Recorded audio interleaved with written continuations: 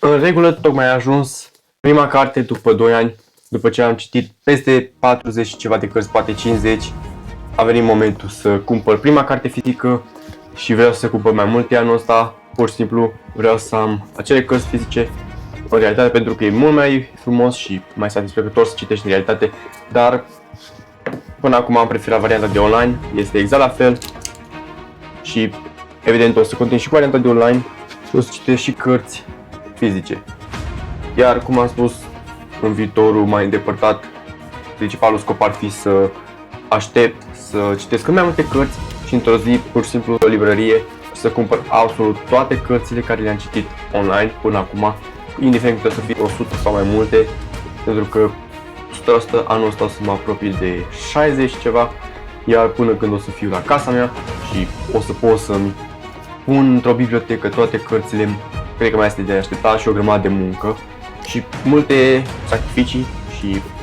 evident, muncă, grea și dedicare, pentru că trebuie să depui extrem de multe eforturi dacă vrei să atingi un rezultat sau să ajungi unde îți dorești sau indiferent de obiectivele pe care le ai, trebuie să faci extrem de mult, trebuie să plătești prețul care e destul de scump, așa că ăsta e ca primul update din această săptămână. O să mă apuc să citesc.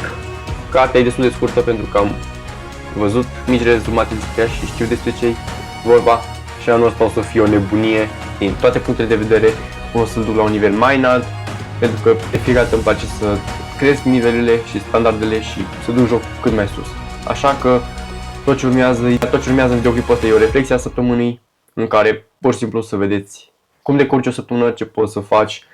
La 18 ani, că vrei să faci ceva mai mult, să-ți creezi un viitor diferit și evident niște avantaje, o bază puternică și evident începutul unui posibil imperiu. Așa că hai să începem. Cam ăsta e începutul săptămânii. Urmează o săptămână extrem de lungă, extrem de grea și nu o să dau foarte multe detalii, pur și simplu vreau să o păstrez ca victorie privată, dar o să arăt mici părți din ce urmează și evident început de an extrem de lung, extrem de greu și așa trebuie să fie, pentru că o să fie greu la început și o să continue, cine știe, poate 2 ani, dar o să merite. Așa că ne concentrăm pe proces, să îmbunătățim, să facem o treabă cât mai bună și evident să fac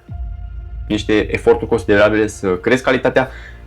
a tuturor lucrurilor, să fac o treabă mai bună, să fiu mai implicat și evident planuri mari, pentru că planurile este extrem de mare și de cele mai multe ori cu persoane extrem de bune și importante, pentru că de cele mai multe ori atragi ceea ce ești, iar pur și simplu încerc să fac tot posibil să fie cât mai bine și cât mai înalt, la cel mai înalt nivel posibil. Așa că vreau să fiu cel mai bun în ce fac și vreau să ajung cel mai departe, pentru că toată lumea își dorește asta, dar trebuie să plătești prețul și să muncești și sunt conștient de asta. Așa că hai să începem o săptămână importantă cu multe de făcut.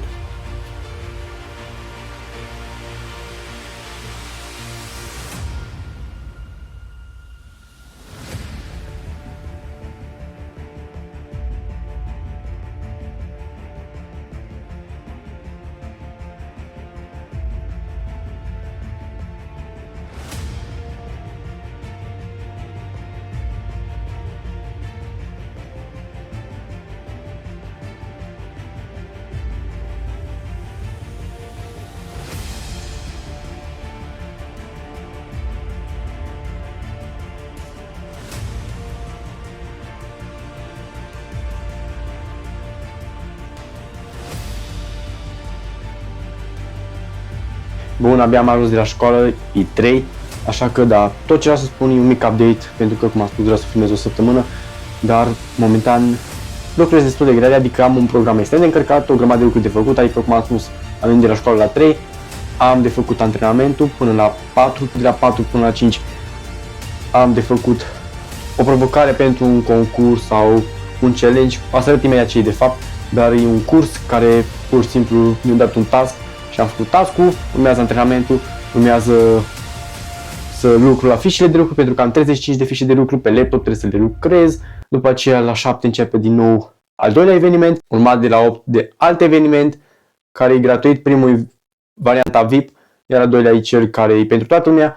iar asta o să fie în următoarele 4 zile în continuu: școală, antrenament și evident fișele de lucru, cursul, live-ul și cam ăsta e planul pentru următoarele 3-4 zile, editat, postat și cam asta ar fi toată săptămâna. Am câteva proiecte, dar tot o să fie bine și, cum am spus, cel mai frumos lucru e când chiar ai ce să faci. Am efectiv 8-9 ore de ecran, dar pur și simplu mai puțin de 30 de minute pe Instagram și pe TikTok și ăsta e unul dintre cele mai bune lucruri pe care le-am reușit și sunt extrem de mândru de asta pentru că am reușit să scad extrem de mult orele pe rețelele sociale, să cresc productivitatea, munca și evident eforturile. Pentru că anul ăsta, cum mi-am propus, să fie 100% pe eforturi, 100% pe creere, nu pe consumare și evident să încerc să fac tot posibil să fiu extrem de constant.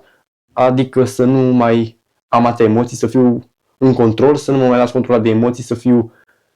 pe același nivel, să nu mă las influențat nici de câștiguri, nici de pierderi, să fiu pe linia de plutire și să mă pot concentra pe următorii pași, pe ce urmează și ce pot să fac mai bine. Așa că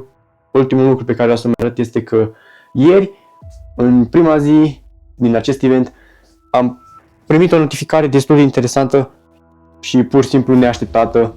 Contul meu de Insta, pur și simplu 74 de persoane care mă urmăresc și urmăresc 30. E un cont extrem de mic și pur și simplu nu sunt atât de implicat sau chestii de genul. Dar dacă dăm bine aici la cine a apreciat, e extraordinar de incredibil.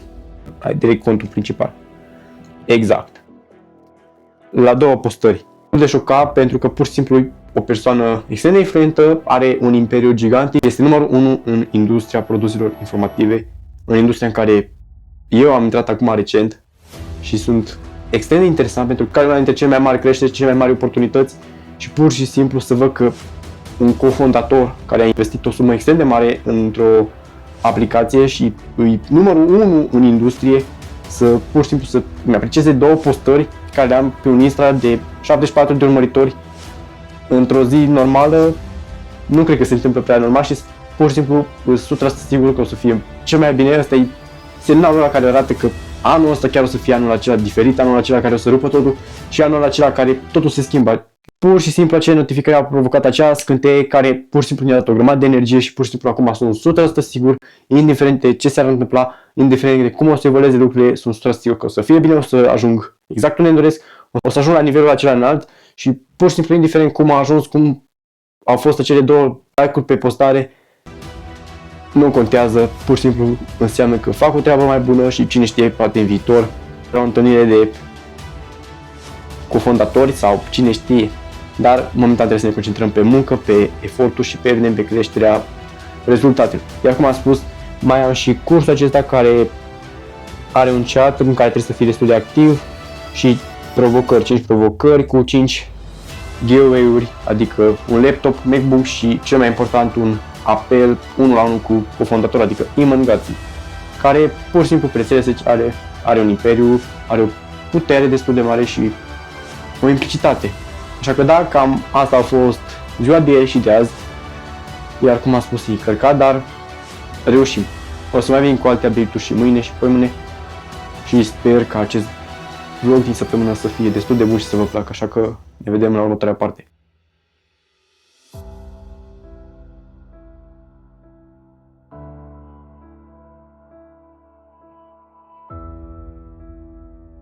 Ultima parte din vlog pentru o săptămână e pur și simplu la școală, care ocupă 8 ore din zi și este cea mai nasoală parte și prima problemă care împiedică să duc toate rezultatele la nivelul acela înalt, care să fie zilnic și să pot să-mi fac toată treaba zilnică, toate planurile și evident să duc toate task-urile la bun sfârșit cu ajutorul unui plan care poate să-l fac în altă zi sau într-un alt episod în care să arăt exact cum să gestionez cel mai bine o zi care să duci la un nivel mai înalt. Așa că cam asta e mare tot ce se întâmplă în fiecare săptămână, pur și simplu școală, lucruri la event și repetare zilnic, așa că cam atât ar fi 8 ore de școală zilnic din cauza autobuzului, așa că până în episodul următor vă mulțumesc pentru vizionare, am încredere că și voi vă puteți schimba, dacă v-a plăcut puteți da un like și un subscribe.